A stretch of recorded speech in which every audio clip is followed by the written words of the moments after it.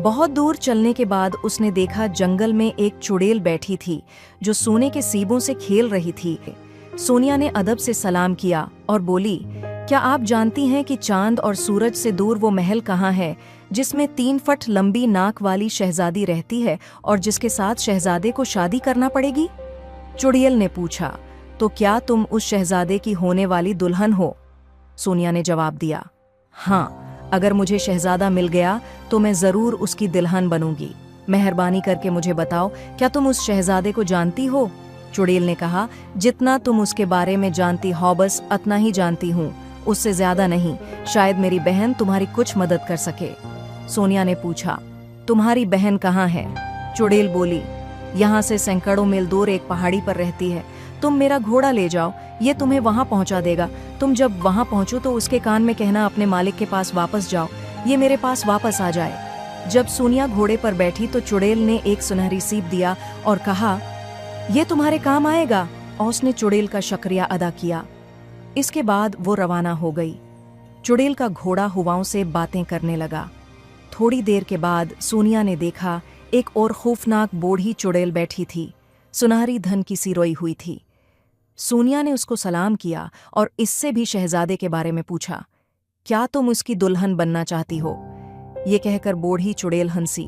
सोनिया ने जवाब दिया, हाँ, अगर शहजादा मुझे मिल गया तो मेहरबानी करके मुझे इस महल का पता दे दीजिए। जिस पर चुड़ैल ने कहा, मुझे भी इतना ही मालूम है जितना तुम्हें मालूम है, अलबत्ता मेरी बहन शायद मुझसे ज्यादा तुम्हें बता सके। तुम मेरा घोड़ा ले जाओ और ये धन की भी ले लो, ये तुम्हारे काम आएगी। सोनिया नए घोड़े पर बैठी। ये पहले घोड़े से ज्यादा तेज था।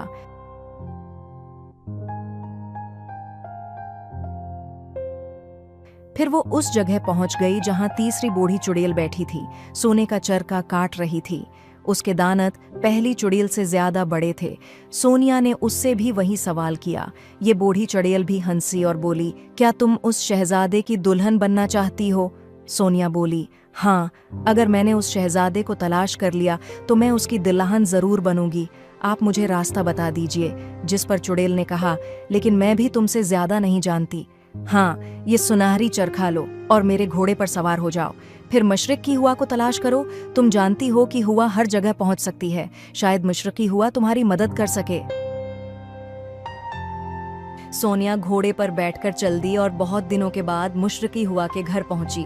उसने हवा से भी वही सवाल किया, मेहरबानी करके मुझे चांद और सूरज से दूर उस महल में ले चलो जिसमें मेरा शहजादा अपनी सौतीली माँ के साथ रहता है। वहाँ एक लंबी नाक वाली शहजादी है जिससे शहजादे को मजबूरन शादी करनी पड़ेगी।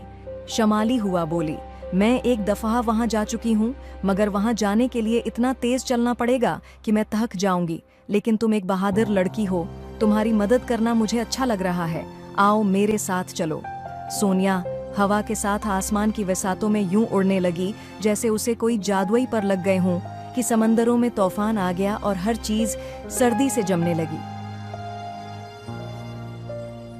आखिरकार वो एक बहुत बड़े महल के सामने रख गई। बहादुर लड़की, सामने वो महल है जिसकी तुम्हें तलाश थी। खुदा हाफिज, मैं जाती हूँ। सोनिया ने हवा का शुक्रिया अदा किया और महल की दीवार के साथ बैठ गई।